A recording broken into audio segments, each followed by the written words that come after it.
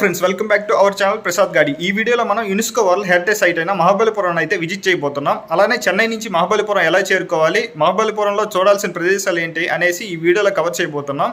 Video అయితే ఫుల్గా చూడండి, స్కిప్ చేయకుండా. ఇంకా మన ఛానల్ ఎవరైనా సబ్స్క్రైబ్ చేసుకోకపోతే సబ్స్క్రైబ్ చేసుకోండి. మహాబలిపురంని మామల్లపురం అని పిలుస్తారు. బస్సు మీద కూడా మామల్లపురం అని ఉంటుందన్నమాట. చెన్నై నుండి మహాబలిపురం వెళ్ళాలనుకుంటే కోయంబేడు బస్ స్టాప్ నుండి మహాబలిపురం బస్సు ఉంటుందండి. అలానే తాంబరం నుంచి కూడా మహాబలిపురం బస్సు ఉంటుందండి. దాని నెంబర్ వచ్చేసి 5151 ఉంటుంది. నేనైతే తాంబరం నుంచి వెళ్తున్నాను.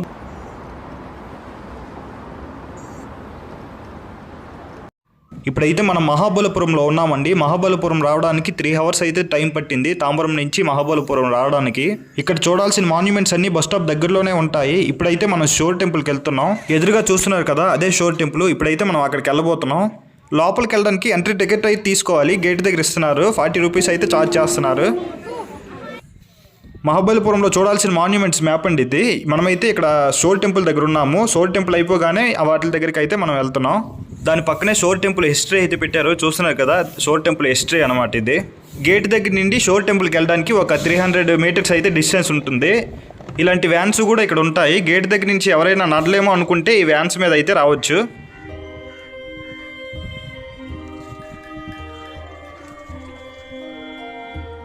ఇప్పుడు వచ్చేసి మనం మహాబలిపురంలో షోర్ టెంపుల్ దగ్గర అయితే ఉన్నాము. వెనక్కి చూస్తున్నారు కదా, అదే షోర్ టెంపుల్ అనమాట. చూస్తున్నారు కదా, ఇదే అనమాట షోర్ టెంపుల్. దీన్నే షోర్ టెంపుల్ అని అంటారు. ఇది వచ్చేసి చాలా పురాతనమైన టెంపుల్ ఇది. ఈ ఆలయాన్ని 2వ నరసింహవర్మరాజు అయితే నిర్మించారు. ఈ ఆలయం మొత్తం గ్రానైట్ రాతితోనే నిర్మించారనమాట. ఈ ఆలయాన్ని నిర్మించి ఇప్పటికీ 1200 సంవత్సరాలు అయితే అవుతుంది.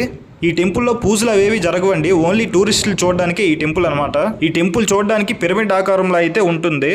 ఈ టెంపుల్లో 3 విగ్రహాలు ఉంటాయండి. శివుడు, పార్వతి, మహావిష్ణువు అయితే ఉంటారు. చూస్తున్నారు కదా, అదే అనమాట.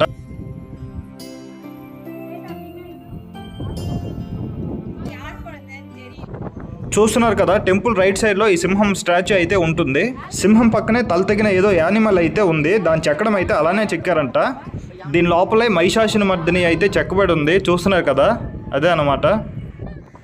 పూర్వకాలం ఈ టెంపుల్లో టెక్నాలజీని కూడా ఇక్కడ యూజ్ చేశారండి. దీని ఎదురుగానే ఒక హోల్ లాగా ఉంది, చూసారా? అందులో వాటర్ ఉంది కదా. ఇది వచ్చేసి పక్కనే ఉన్న బీచ్కి అయితే కనెక్ట్ అయ్యి ఉంది. సముద్రం నుండి వచ్చే అలలు బట్టి ఇక్కడ వాటర్ లెవెల్ తగ్గడం పెరగడం జరుగుతుంది.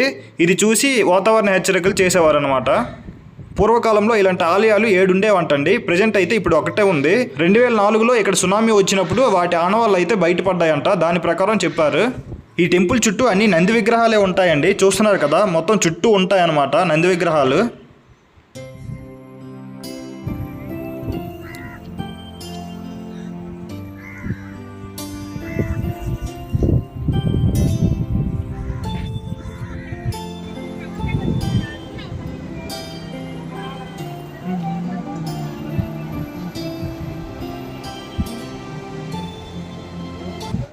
ఇప్పుడు మనం షోర్ టెంపుల్ నుండి బయటకు వచ్చేసామండి. బయటకు వచ్చిన తర్వాత ఇలాంటి శిల్పాలు అయితే చాలా ఉంటాయన్నమాట. ఇలాంటి శిల్పాలు ఇక్కడే చెక్కుతుంటారు మొత్తం. మహాబలిపురంలో ఎక్కడ చూసినా ఇలాంటి శిల్పాలు అయితే ఉంటాయి. మహాబలిపురంలో చాలా ఫేమస్ అనమాట. శిల్పాలు అయితే చాలా నీట్గా చెక్కుతారు ఇక్కడ. ఇప్పుడు మనం స్కల్చర్ మ్యూజియం దగ్గరికి అయితే వచ్చామండి. షోర్ టెంపుల్ నుండి ఇక్కడికి 200 meter డిస్టెన్స్ అయితే ఉంటుంది. మ్యూజియం లోపలికి వెళ్ళడానికి టికెట్ తీసుకోవాలండి. ఈచ్ పర్సన్ 5 రూపీస్ తీసుకుంటున్నారు. లోపలికి వచ్చేసరికి వ్యూ అయితే ఇలా ఉందండి. మొత్తం అంతా చెక్కిన శిల్పాలే ఉన్నాయి లోపల అయితే.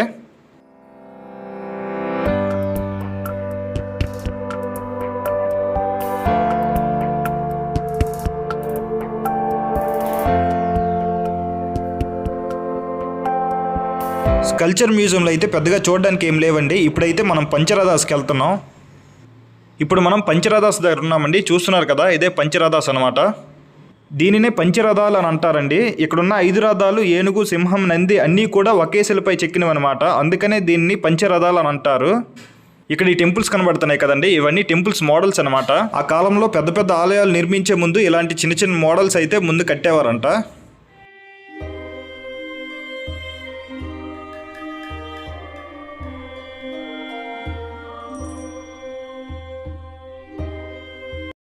ఇప్పుడు మనం లైట్ హౌస్ దగ్గర ఉన్నామండి. చూస్తున్నారు కదా, ఇదే లైట్ హౌస్ అనమాట. అప్పుడు ఎలక్ట్రిసిటీ లేని రోజుల్లో ఈ లైట్ హౌస్ని అయితే యూజ్ చేసేవారు. మీదకి వెళ్ళడానికి ఈ స్టెప్స్ ఉన్నాయండి. ఈ స్టెప్స్ మీద నుండి అయితే ఇప్పుడు వెళ్తున్నాం. పూర్వం ఎలక్ట్రిసిటీ లేని రోజుల్లో ఇదే లైట్ హౌస్గా ఉపయోగించేవారు అనమాట. పైన చూస్తున్నారు కదా, దానిపైన అయితే దీపంలా పెడతారండి. పెద్ద మంటలా అయితే వస్తుంది. నైట్ అంతా ఉంటుందన్నమాట, కాలుతూనే ఉంటుంది నైట్ అంతా. ఆ రకంగా అయితే ఇక్కడ లైట్ హౌస్ని ఉపయోగించేవారు. లోపల అయితే క్లోజ్లో ఉంది. అక్కడ చూస్తున్నారు కదా, అక్కడ రూమ్ ఉంది, అది కూడా క్లోజ్ చేశారు. పైకి ఒక స్టెప్స్ ఉన్నాయి, ఈ స్టెప్స్ మీద నుంచి అయితే పైకి వెళ్తారనమాట.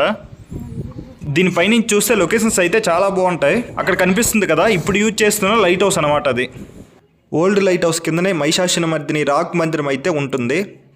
చూస్తున్నారు కదా, ఇదే మహిషాసురమర్దిని రాక్ మండపం. ఈ కేవ్లో మొత్తానికి హైలైట్ ఇదే అనమాట. మహిషాసురమర్దిని ఘట్టాన్ని అయితే ఎలా చెక్కారో చూడండి మొత్తం.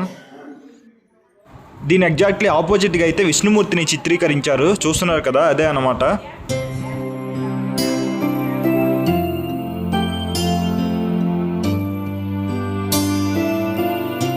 ఇప్పుడు మనం లైట్ హౌస్ దగ్గరికి వెళ్తున్నామండి. చూస్తున్నారు కదా, అదే లైట్ హౌస్ అనమాట. దాని మీదకి అయితే పంపిస్తున్నారు. మీద నుంచి చూస్తే మహాబలిపురం సిటీ మొత్తం కనిపిస్తుందంట.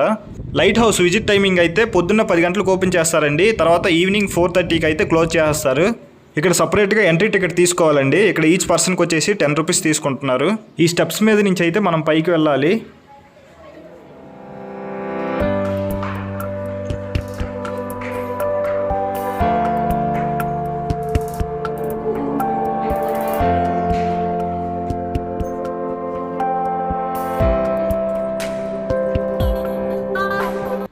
లైట్ హౌస్ పైకి అయితే వచ్చేసామండి. పైకి ఎక్కిన తర్వాత వ్యూ అయితే ఇలా ఉంది.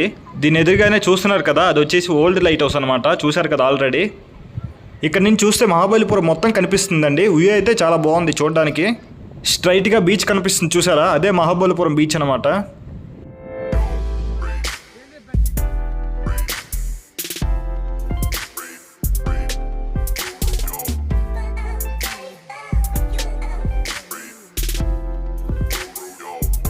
లైట్ హౌస్ అయితే కంప్లీట్ అయిపోయిందండి. ఇప్పుడు లైట్ హౌస్ పక్కనే వరాహ కేవ్ ఉంటుంది. వరాహ కేవ్ దగ్గరికి అయితే మనం వెళ్తున్నాం. ఈ కేవ్లో వరాహమూర్తి ఉంటారండి. వరాహమూర్తిని అయితే ఇక్కడ చిత్రీకరించారు.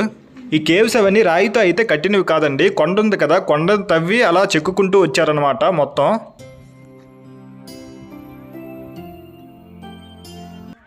ఇప్పుడు మనం రాయి గోపురం దగ్గర ఉన్నామండి. చూస్తున్నారు కదా, ఇదే రాయి గోపురం అనమాట.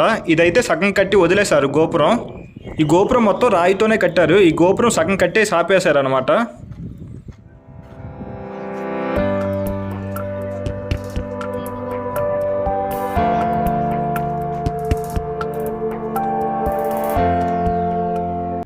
ఇప్పుడు మనం కృష్ణాస్ బటర్ బాల్ దగ్గరికి అయితే వచ్చామండి. చూస్తున్నారు కదా, రాయి పెద్దగా ఉంది.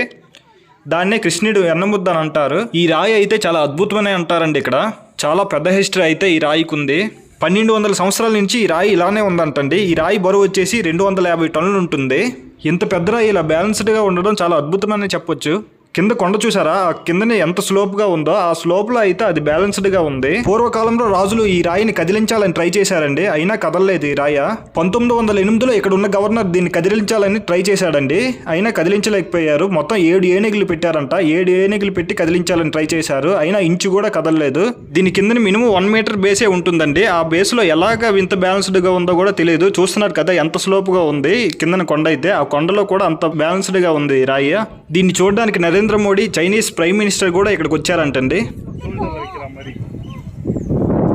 ఇప్పుడు మనం అర్జున ఫినాన్స్ దగ్గర ఉన్నామండి. చూస్తున్నారు కదా, ఇదే అర్జున ఫినాన్స్ అనమాట. ఒకే రాయిపై ఎన్ని శిల్పాలు చెక్కారు చూడండి. చూడడానికి అయితే చాలా బాగుంది. దీనిపైన అప్పటి ప్రజల జీవన విధానం, అలానే వారితో నివసించే జంతువులను అయితే ఇక్కడ చిత్రీకరించారు మొత్తం.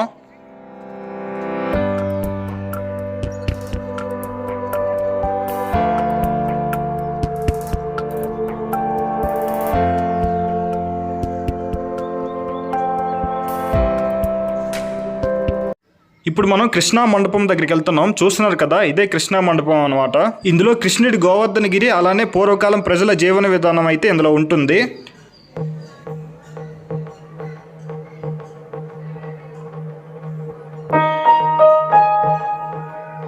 వీడియో అయితే ఇక్కడితో ఎండ్ చేస్తున్నానండి. మహాబలిపురం అయితే తప్పకుండా విజిట్ చేయండి, చాలా బాగుంటుంది చూడడానికి.